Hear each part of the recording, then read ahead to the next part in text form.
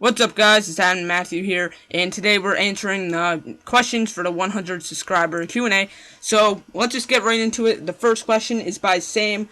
Who's your favorite YouTuber and why? And both of you separately. So we'll both answer, of course.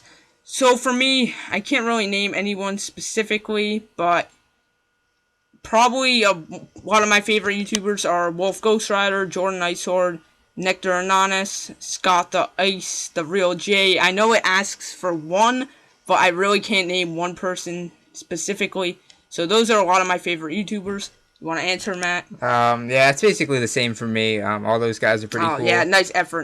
And I spent like a whole 5 seconds actually thinking. And you just say, yeah, same. Okay.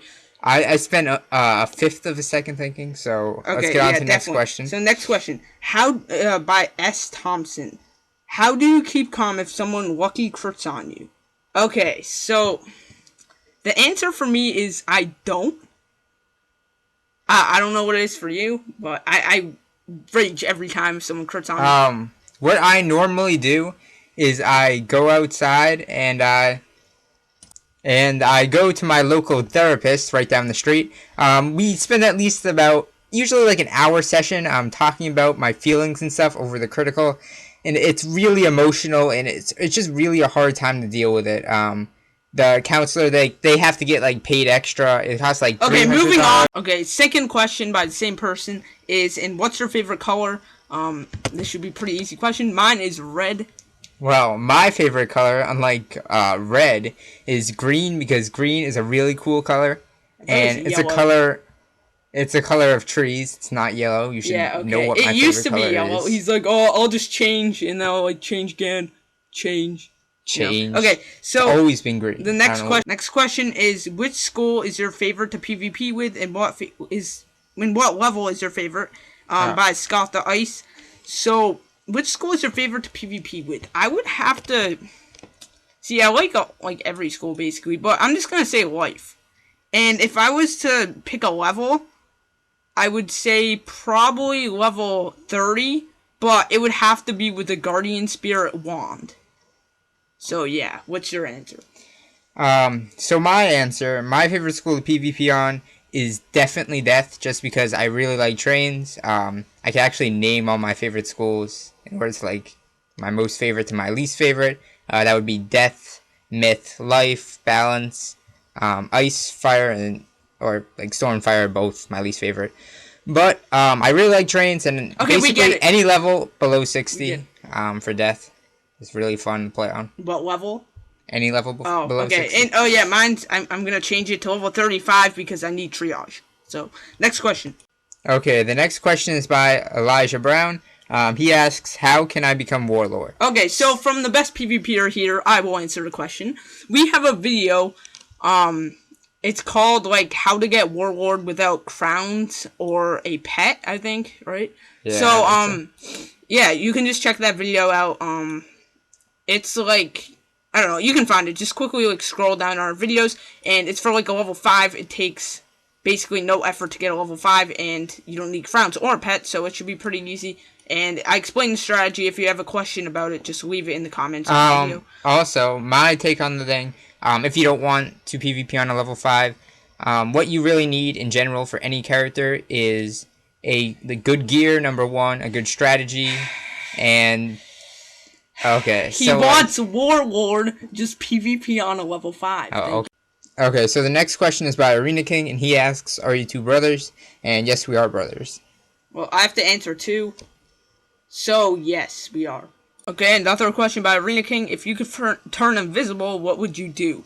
So, I personally would, like, jump on someone's car, and, like, go for a ride. Maybe jump on, like, an airplane or a boat. They wouldn't even know. So, yeah, that's what I do. So, what about you, Matt? Okay, so when I'm asked, could I turn invisible? Okay, so I'm assuming that this means that when you turn invisible, your clothes are also invisible. So what I'm gonna say is I dress up as like a gorilla or something, and then I'd go into a baseball stadium invisible, or like some big sporting event, some like stadium of some sort. And I'd go like right in the middle of the field, And then I'd I'd make myself appear, like I would stop being invisible. I'd freak everyone out, and like when all the security guards are about to like catch me, I'd turn invisible again and just disappear, and then everyone would be freaked out, and I'd keep reappearing and freaking people out, and then it would be like all over the news, like invisible guy turning invisible everywhere, and then I would blow everyone's mind. Wow. Next question is by Amused Flow, and his question is, what's more annoying at Magus, Ice or Balance with Lore Master? Now that's actually a decently easy question for me, assuming I'm on my death. So I would definitely, well, he says, yeah, okay, so if I'm on my death, I eat Lore Master spammers for breakfast. Like, every Friday, I'll just, like, eat one of them, and it's pretty easy, actually,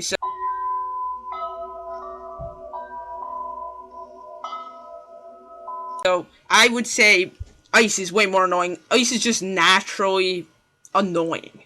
Let's just keep it at that. And OP, of course. Okay, for me, so Ice, I know Ice is naturally annoying, but I'd have to say a Balance with Lore is more annoying at this level. Just because if you're fighting a Balance with Lore Master and they have, say, like 70 something damage around there, and if they hit you with Lore, usually your health's so low that 2 Lores will kill, like with an Infallible up and stuff. So, and if you like fizzle one of those, the Lore Master Mantles, you could basically just be dead. So I really do not like Balance with Lore at Magus. Usually with Ices, you can like triage off their overtimes and stuff, and they're usually more predictable. And especially if they have Doom, that can also be really annoying. So yeah, that's my opinion. But you're trash. Okay, last question is, why is Diego a unicorn? By Sophia Coin. So, honestly, I guess he just felt like being a unicorn. Matt, you can answer. I have no idea.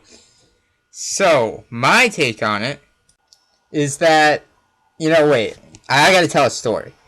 So, a long time ago in the fields of Mushu, Diego was chilling with his friend, Benedict Glendemming. He's like that unicorn in Wisteria.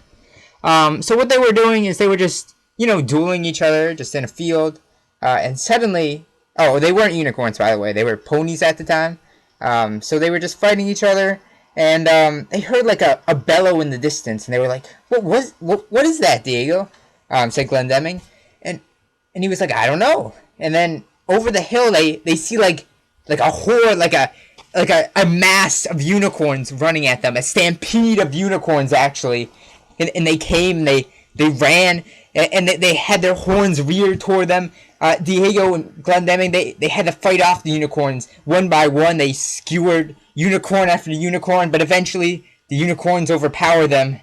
They took them down, beat them to the ground, and then when it was all over at the end of the day, they converted the 2 ponies, Benedict, Glendemming, and Diego, into unicorns. Forever, they have their horns. We have to end this right now. As a mark of their valiant battle with the other unicorns. Okay, we get it. So every time you look at Diego, every time you buy gear from him, remember the struggle he went through.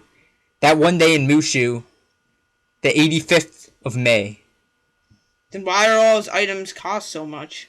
I mean, if he went through such a struggle, he should at least give us... He wants to make you feel... He can give us free stuff. He wants you to feel the struggle he felt on that day. Everyone probably clicked out the video, so see you guys next time. Yeah. And subscribe. I wasn't done with my story, by the way.